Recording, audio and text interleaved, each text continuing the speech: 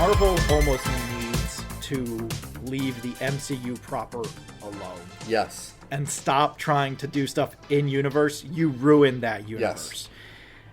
Yes. You need a full reboot. And the way that I know this is because I watched Fantastic Four. Yes. And it was way better than a lot of the other Marvel shit that I've seen recently. And that is what we're going to touch on with Fantastic Four, folks. So we are going to review Fantastic Four First Steps is what it's called. This was the best Marvel movie I've seen in about 4 years. Best Marvel movie. Still has problems. Still has some problems. Still has problems. But there's still a lot of moments. Tried. There's still a lot of moments where I'm like, okay, but if you didn't do that, then this wouldn't be a problem. And I wonder if you have the same. It was a moment early on in the movie that gave me hope. It's when they were showing a flashback of them fighting, and it was the cover of the first episode. I got the biggest grin. Yeah.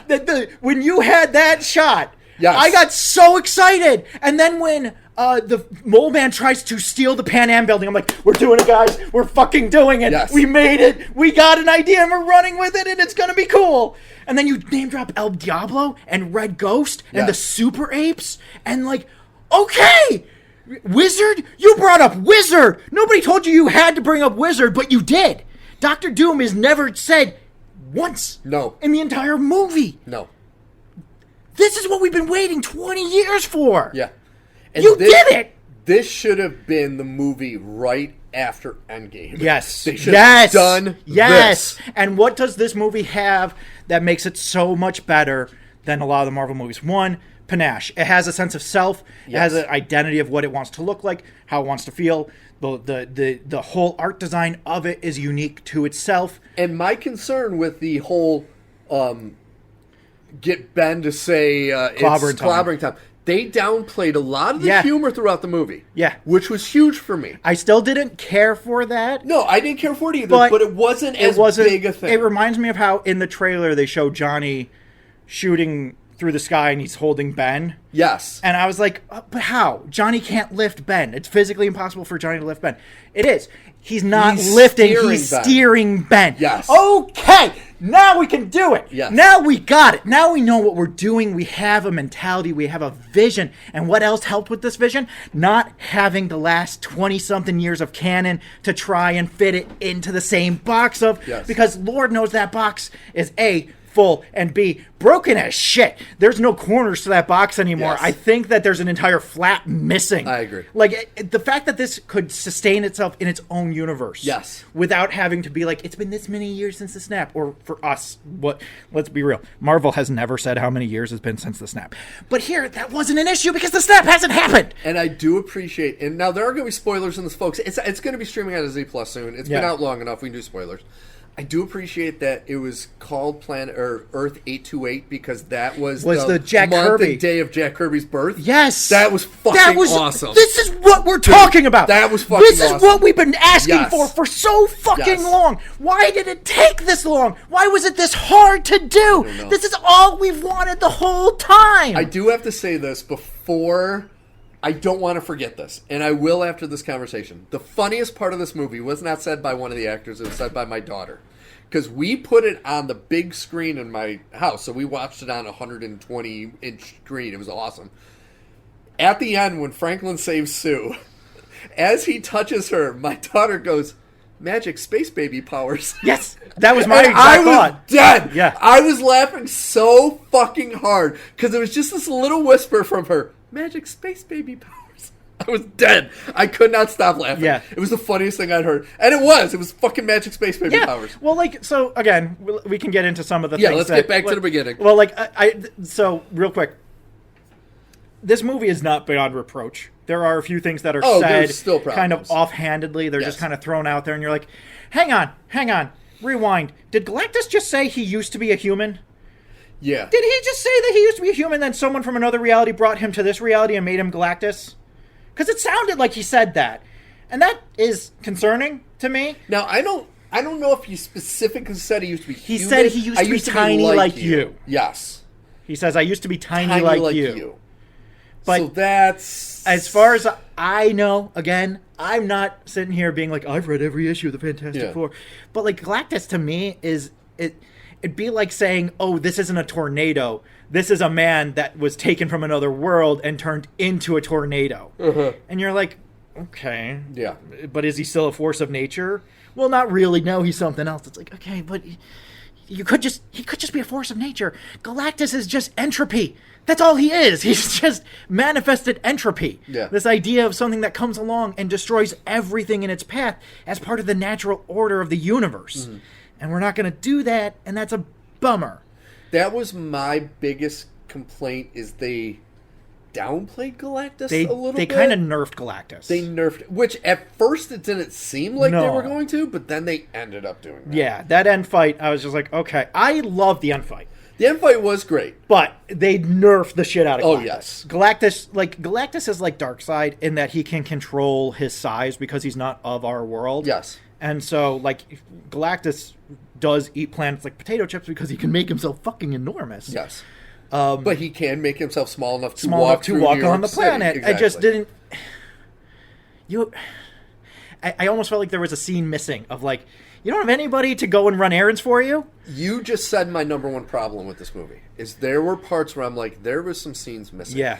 Ben, when he goes at the end to see Rachel Rosman, and he walks in, and then the next scene, it's all of Fantastic Four on a balcony looking at Galactus, and Ben is there. I'm like, dude, you're missing a part of, like, what what was the whole point of including Rabbi Rosman in this? It was supposed to be set up as this love Ben's story. humanity, but they didn't do anything. They don't do anything with it. Also, again, getting back to the nitpicky things, you bring up the Yancey Street gang. Fucking yes. Thank you. Yes. We want this. We want the Yancey Street gang to have bookies. This is great. And they're putting wagers on the Fantasta Baby?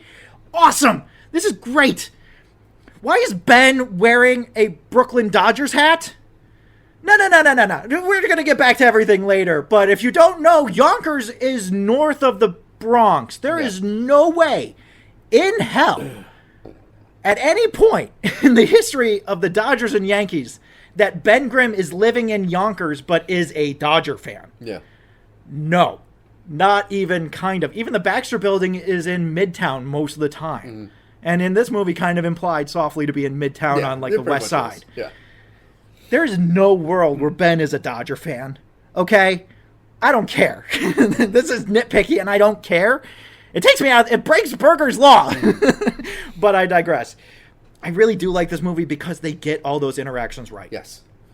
Very much so. When they open up the movie, first off, it has one of those classic cold opens that I fucking love. Yes. Where they have Mycroft Holmes, of all people, going and taking you through the history of the Fantastic Four. Exactly, and they're doing the flashback scenes. And they give you all the things. Dude, I do so kind great. of look at you and say, so you costumed, made up, and brought in John Malkovich to play Red Ghost, and he's not in the movie? Yeah. You had a orangutan, and I give you credit for having a orangutan, but there's 3 monkeys and the Red Ghost, and I just feel like this could have been cooler if you had included, anything besides the one monkey. And that's like my problem is it's an hour and 54-minute movie. It's not a short movie.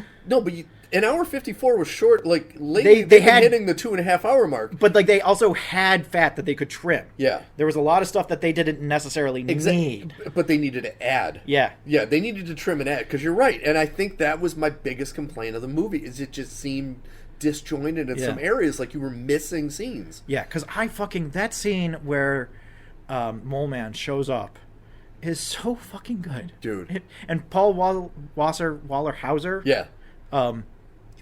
he's so good. He's so good as Mole Man. And I love how he gives shit to all of Fantastic Four except for Sue. Yeah. He loves Sue. But everyone else he's just giving shit to. But again, this is the story. I love it.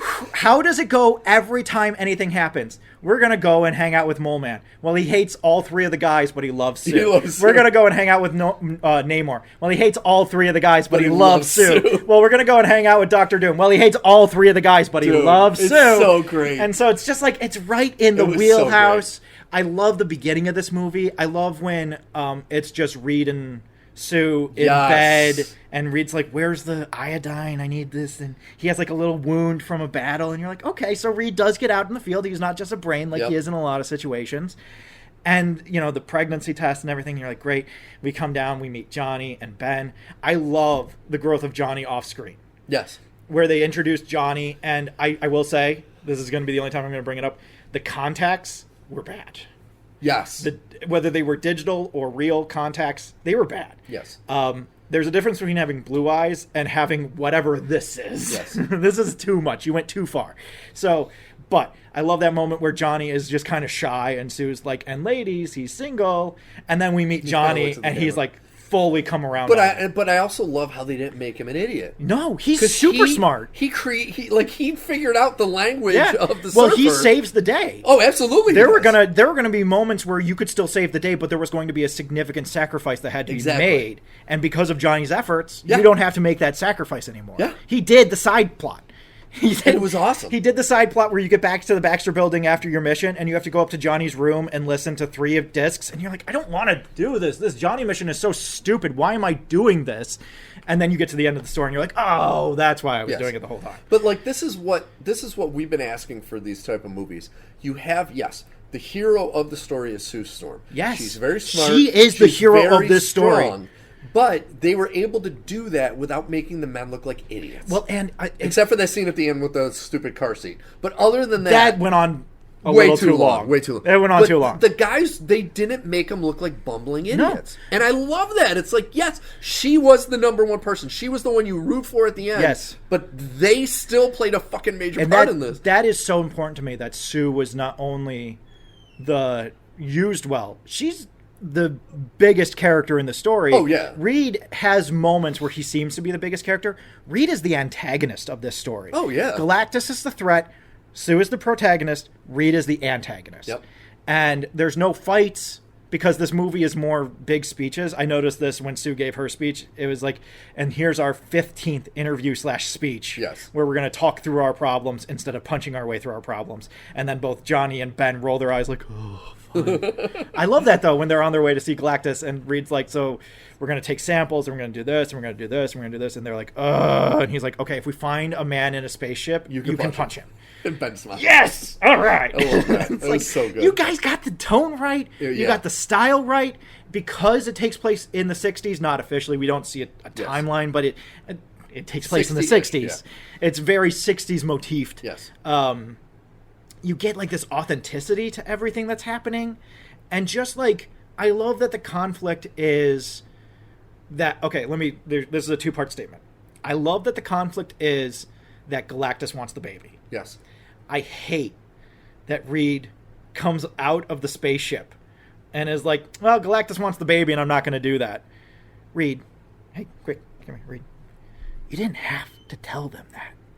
You didn't have to tell them that. You could have said we went and we talked to Galactus and there was nothing we could do to change his mind. And so we came back because we knew he was going to invade and it was better to be here and protect people than to try and fight him on his own ground where we were going to be hopelessly outmatched. But see, I kind of appreciated this about Reed. They made him out to be like a Sheldon, to where he is this insanely intelligent person, but he just doesn't have a lot of common sense. Yeah. So that's why that scene, I kind of was like, I could see him doing that because he's like, well, I got to be honest with them. I can't be wrong. Even though you're like, dude, no, you don't fucking you don't have to do need that. to be honest with them. But to me, I kind of like that because it played into his character a little bit for me. Well, and he's almost too good. Yes, exactly. Which is kind of, it runs counter to who he is as a person, where he is like, there were a lot of moments here that I really loved because you can see that Reed in another situation would be a supervillain. Yes. And like, it's just this, for Reed, and again, this is so important to do. It's all about the math. You do the math and you come up with a solution based on the math. And you don't let all these things like feelings and emotion get in the way. You look at the math and the math tells you to do this. And that is always such a conflict for Reed and Sue, of just like, Reed is so in his own head and unable to see beyond his own blinders. And Sue is like, hey, Reed, you know what you're doing is sociopathic though, right? Like, this is bad and we shouldn't do it, right? You do know that. I need to hear you say that you know that. Yeah.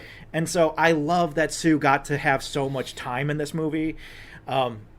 It does, thinking about it, it does kind of feel like they're a 50-50 kind of split where Reed is a large part of the story, but then Sue kind of comes in and props everything back up when it falls apart. Yes. There's a lot of moments of Reed being like, I don't have a plan. I'm not sure what to do. And then Sue coming in and being like, but we're going to get through this together. Yeah. And I like this so movie great. a lot. This is a A. This is A minus. I can't believe it's an A minus, but it's an A minus. I do have to give credit to Fortnite once again because they had a Doctor Doom's like season thing. Yeah. And my son loved Doctor Doom because of that. And so when they had the UN meeting and they scanned and they showed Latvia, he's like, I know that place. That's where Doctor Doom's from. I'm like, I'm so proud. Hell yeah, dude, it is. I'm so proud. You know it is. Yeah. Anyway, I really love this movie. I was back and forth between A and A minus. I can't give it an A because there are elements of it that I still kind of look at and roll my eyes a little bit. Well, that's the thing is I don't know how to grade it. Do I grade it on a normal scale or a Marvel movie scale? Yeah. Because if it's a Marvel movie scale, it's A+. It's A+. Compared to the rest of everything that's been going on, this is an A+. The humor is there, but it's not obtrusive. There's not a moment where Ben has to make some yucky yuck schmucking thing.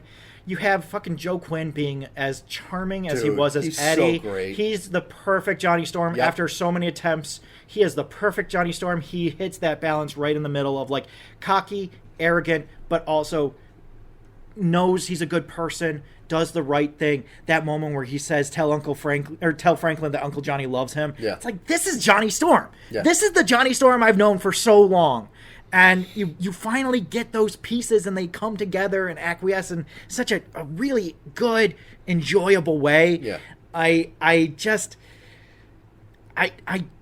still stuck on the Silver Surfer thing. That is something I was going to say. Because honestly, it wasn't as bad as I thought it started was. exactly where we thought it was going to start. It did.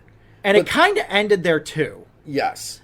But she wasn't in it as much. No. Which she was helps. actually a much smaller character. Much smaller character.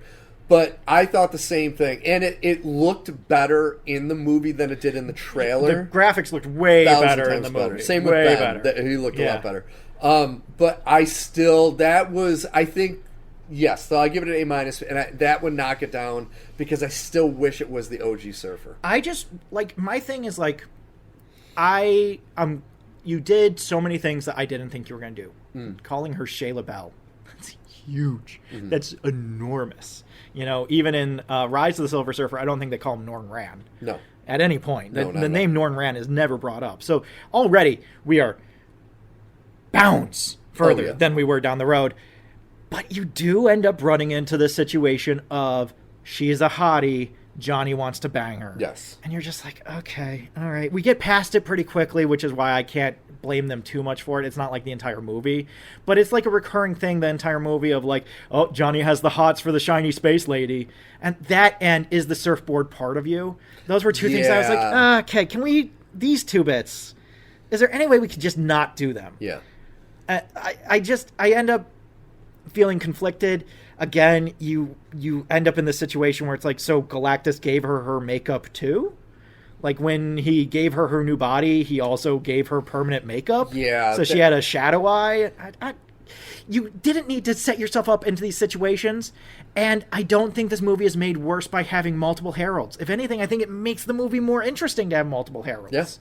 So, like, and then you can do a thing where it's like, okay, you have this dichotomy of you have Norn Rand and Shayla Bell and Sue Storm and Reed Richards, and on the one hand, the two men characters are doing their thing, and on the other hand, the two female characters are doing their thing, or interchange them. So it's like, Norn and Sue end up aligning on things, but Shayla Bell and Reed end up aligning on things. And there's conflict between the couples, but also between each other on these different teams. Exactly. There's things you can do. Having a fight between the Thing and Terrax. You're going to tell me you don't want to have a fight between the Thing and Terrax. Also, you only called him the Thing once in the entire movie. Yes! Don't think I didn't count. Just I once. counted. It came up once, and it was during the evacuation. So I counted. I do appreciate, though, they didn't do the whole, oh, he's a monster and everyone's afraid of him. No, I love that they didn't do that. It's been long enough now. Everybody loves him. He's probably the most popular one in the whole group. Yeah, everybody has his action figure. Yeah. Because he's the most And interesting the kids action are wearing figure. his costume for Halloween. I love the scene where he sees the kids in the schoolyard, and they're like, pick up the car! And he's like, I can't do it! When they yell, throw it. Throw it! It was awesome. Like, these are the moments we've been waiting for when he knocks down a building to help Sue. God, Dude, these it are was the so moments awesome. we've been waiting And for. I like the rock beard. I love the rock beard. The rock beard was awesome. I love, like, I was even willing to go in, like, we just watched Crisis on Infinite Earths, the DC animated series, nice. which had a very similar Yes. storyline where we have to set up these teleportation booths to make it so that we're going to teleport the entire planet from one solar system to another, which is a very Doctor Who solution to things. It's like, oh, we're going to screw up all the star charts, and kids in 3 generations aren't going to know what the fuck Mars is, but we have to save the Earth. Yeah. It turns into this whole, like, okay, now all of those teleportation pads are gone. We got to come up with this new solution. I love that scene between Johnny and the Silver Surfer. Again, it's another non-fight scene. Yes. Where it's like, oh, it's a fight scene. It's not a fight scene. It's us talking about our differences and Yes. having a conversation. So if you really want punching, this movie doesn't have a ton of punching. No, not at all. And so if that's going to be a big deal for you, where it's like, I like the fight scenes, I like the punching, I like that. There's not a lot of that. There's a lot of emotional fighting in this movie and not a lot of physical fighting in this movie, which I also kind of really like about it. I did like too, because it wasn't like watching a video game like most Marvel movies, which is just they can't have a moment where they don't have a fight scene. And, like, frankly, it doesn't make sense for some of these characters to fight. Yes. Reed has gotten to a point now in the comics and other things where he's support. Yeah. He doesn't go out onto the front lines. He's support. You keep Reed in the back to brainstorm things and set up the ultimate nullifier. Yeah, exactly. Also, I wanted an ultimate nullifier. Mm-hmm. I wanted Reed to be like, I've come up with this thing I'm calling it the ultimate nullifier, but it won't be ready in time, so we're going to have to come up with something else. Give me a Prison 42, give me a negative zone. Oh, a Nihilus Dude, as a drop. They've already jumped. Like, they did so much in this movie. I know. I just always want more. I do have to say, this movie did fall victim to the thing that I don't know if they're ever going to be able to do right, and that is the CGI baby. Yeah, oh my God, the CGI Holy Franklin. shit. It wasn't as bad as The Flash, but it was in the same park. Yeah. Like, if The Flash is, like, at the far end of the park, we're, like, in the vestibule of the park. Yeah. Like, we've just entered, but don't make no mistakes about it. You are still in the same park of weird, creepy baby face. I don't know if they're ever going to be able to get that right, because I would say this is the best CGI baby I've seen in a movie. And it's still not good. And it's still horrific. Yeah, it's still not good. So I don't know if they'll ever nail that. There are still moments, I don't know if it was because they had an actual baby or not, but there are moments with Franklin that I do love. Again, just Johnny and Ben being really good I love the uncles, interaction. Where, like, I love that moment where Johnny's like, I haven't eaten all day. I guess I'm going to have some baby. Yes, he's eating and it's his like, leg. That's the best. This is awesome, man. Dude, This is everything I wanted this to be. Yeah. I will say, again, in the ticky-tack, we're going to put it on the board, but I don't know if it really counts towards anything. Franklin does not have the power cosmic. The Silver Surfer has the power cosmic. The Silver Surfer's always had the power cosmic. That's always been a thing. So if you're going to name drop the power cosmic, that's fine. I end up kind of being like, I don't know, the whole thing where it's like, oh, Franklin is actively preventing you from reading his signatures for his power levels. Yeah. He's in utero. How would he do that? We're getting into Professor X and his sister having a full-on brawl in utero levels of, like, okay. When I was watching this movie and really looking at Franklin, all I could think was Jack. Yeah. From The Incredibles. Like, you can tell that The Incredibles made a great Fantastic Four movie 20 years before a great Fantastic Four movie was made. Because it follows the same lines. Oh, absolutely. Because of course it would. would. Yeah. Because The Incredibles just lifted everything from the fucking Fantastic Four to the degree of 3 of the 4 powers. Yes, exactly. They got rid of flames and turned it into super speed, but it's the exact same power set otherwise. Yeah, You're just mixed up. It's like, okay, so the wife's powers are going to the daughter, the husband's powers are going to the wife, the uncle's brother powers are going to the father, and then we're going to get rid of the flame on. Yeah. Okay. And they gave it to Jack. It's one of his powers. Yeah. But it's like the same thing where it's like, oh, does he have powers? Of course he has powers. Of course he has fucking powers. Everyone knows he has fucking powers. Of course. And then all of a sudden, he's able to touch her, and her eyes turn blue, and she's alive, and it's like... There was a moment where, when he's born... I also love the scene where Franklin is born outside of a black hole. Yeah. I'm like, this is fucking dope. Yeah. But I love that moment, and there is, like, a real moment where Sue is naming him, and I'm like, name him Nathaniel. do it. Because then he's Kang. Oh, shit! But no, we didn't do it. We did Franklin. And not to be gross, but when he was being born, I'm like, man, there'd be so much shit floating in this air right now. That's all I can think. I'm like, I've seen what goes on down there. Man, there would be a horror show in this ship right now. But like zero gravity birth. Just everywhere. I love that scene where Rita's like, we're going to strap you down. She's like, don't you strap me down. Don't you and he's like, you need gravity to push, Sue. And it's like, okay, listen, I don't agree with Reed on most things, but I might agree with him here. No, I did genuinely like this movie in spite of things like in the lead-in in the beginning. They're like, the Fantastic Four go on the first ever manned mission to space, and then in 4 years they have faster than light travel. Yeah. But are you sure? Right? I'm not saying you can't do it. I'm just saying, are you sure? I think they can say, oh, well, it's not Earth that Well, it's this exactly, other. Exactly. It's a progression and a expansion. Yes. On what we know is happening, but it was just a little funny to be like, so you never went to space, and then in 4 years you cracked faster than light travel. Well, not only faster than light travel, teleportation. Yeah. All within 4 years. So it's just like, okay, I guess I have to give this to you, but I am going to be like, well, are you sure? But God help me. I end up walking away from this without really any like big complaints. And the mid-credit scene where, unfortunately, it's Robert Downey Jr. and it makes me want to puke, but I still liked that it was Doom there playing with Franklin, and it's like, that's kind of cool. I will say they are kind of stealing Valeria's literally whole story. Yes. Where the Richard's second child, Valeria, is literally delivered by Doom and named by him, and he is her godfather. And they have, like, a really good relationship. They're, like, really close. And she learns magic from him. So, like, Franklin Richards, the most powerful mutant since Cable. And then you have Valeria Richards, who is, like, this mutant/magician. And you're like, all right, we got something going here. And that's the part that makes me sad about this movie, though, is because I'm not looking forward to the Avengers movie. I'm just not. I don't see anything here that's like, okay, so this is going to save the day. No. Absolutely not. And the only thing that proves that even more is that mid-credit scene of Thunderbolts that shows the Fantastic Four appearing. Well, and it's like, dude, if you're going to pigeon that onto this shit... It's like how what made this movie so endearing in a lot of ways was the art of the film. The fact that it is the Pan Am building. The fact that it's Johnny listening on records. Yeah. And he has these big 60 bowl chairs to sit in, and he has like this fucking Andy Warhol style art on the wall, and Herbie has this reel-to-reel thing for his Herbie AI. So fucking they did a awesome. great job on Herbie for the first time ever. Herbie is so awesome. I end up not complaining about the Fantastic Car because everything else works out so well. And I just, man, I think the biggest thing is that my dad is an enormous Fantastic Four fan. I can recommend this movie to him and be like, not only would you like it, you should see it. Yeah. It will make you happy. Yeah.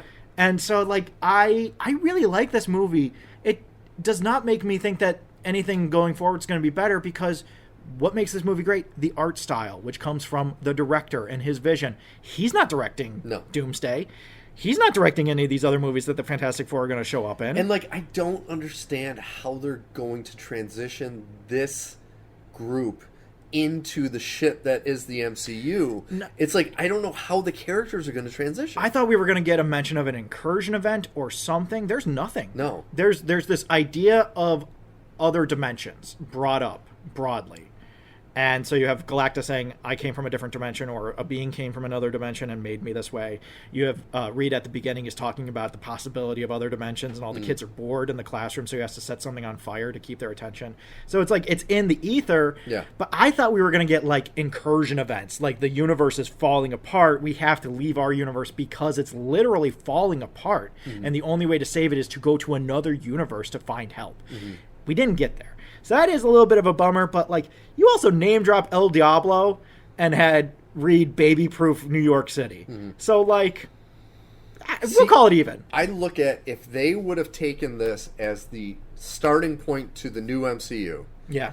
Keeping it in this universe. Oh my God. Having Galactus be the Thanos type where he knows of Earth. He's going to come back. And he's going to be coming.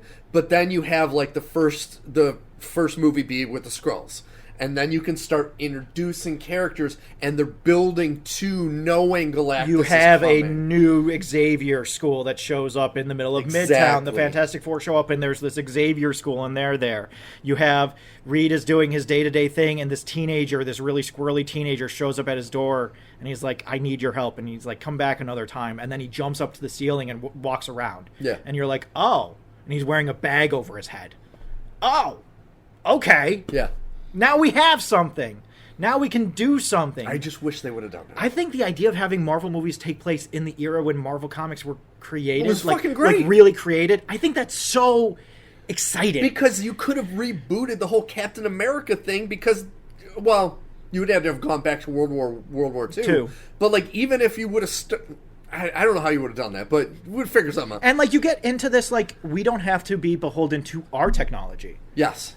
They have their own technology that is different from ours. So, like, you can have some of the technology, but, like, we aren't going to necessarily worry about phones.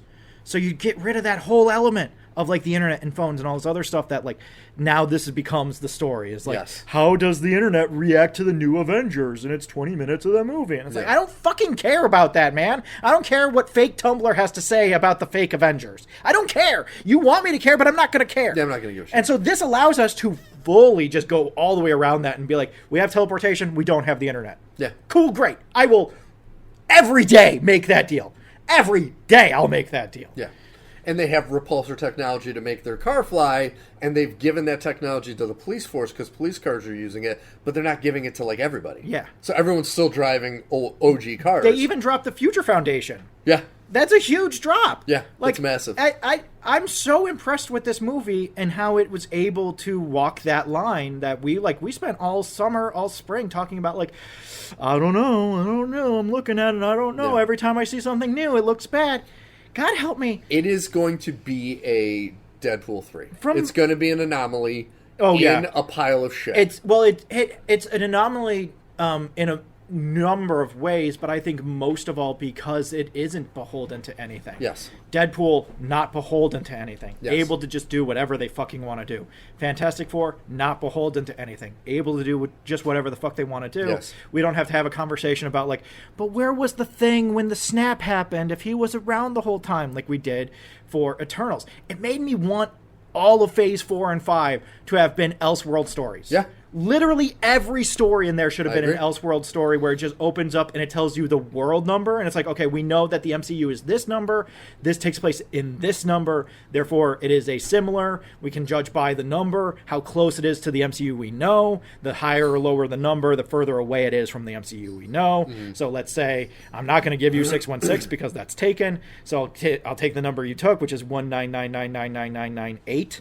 If you did that, maybe 199999796 is another universe, and it's very similar but a little different. That's like the Shang-Chi universe or whatever. And that's where Shang-Chi takes place. And then, 1661224 is where the new Avengers takes place. Mm. And we don't have to worry about treading on anybody's feet because it doesn't take place in the MCU. Yeah, I agree. You could have done way cooler shit, freed yourself from a lot of expectations and bindings. Yeah.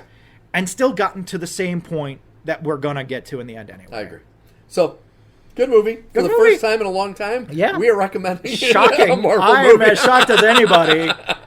How many of these things have I come into and been like, but maybe it's going to be good? Hey, this one was good. This one was good. And we had less hope for this one than some of the other ones. Oh, yeah. All right, folks, that was episode 172 of NerdPod Generations. We really hope you enjoyed what you heard. So if you have any questions or concerns, go to nerdpodgen.com and make sure to, leave us a little comment. Let us know. Leave us an email about what you thought of the whole thing, how life was. If you have anything to add to our discussion. I mean, like, usually we always ask people to tell us how we're wrong about the things that we hate. I was wrong. I said 172. It was 173 we just recorded. So I was wrong about that. But, like, in a world where we always ask people to tell us why we're wrong about things we hate, tell us why we're wrong about why we liked Fantastic Four. Come out of the woodwork and be like, I think Sue Storm's stand at the end of the movie was stupid because she was a mother. She had extra superpowers. Yeah. Dick shit. Yeah. Yeah. Do you know how motherhood works? Yeah. I don't think you do. No. I don't think you get it. The stork. Yes. Yeah. Yes. So who does Chimneys. Who does our artwork and music, Hal? Our art is by Kortney Howell. Our music is by Brendan Williams and James Connolly. I'm Alfred Judson. And I'm Steve Taylor, folks. We'll see you next week. I don't know what the hell we're going to talk about, but we didn't know we were going to talk about till Saturday when I said, hey, let's talk about this movie. Well, my And there we favorite, go. you say until you said, let's talk about this movie. My favorite was the message you sent me, which was, against my better judgment, Ethan has told me he wants to watch Fantastic Four, so go and watch it on the Vudu. Yes. That was what I heard. Yeah. So, until next week, friends and enemies, who the fuck knows what's I going to don't happen. know. See you later.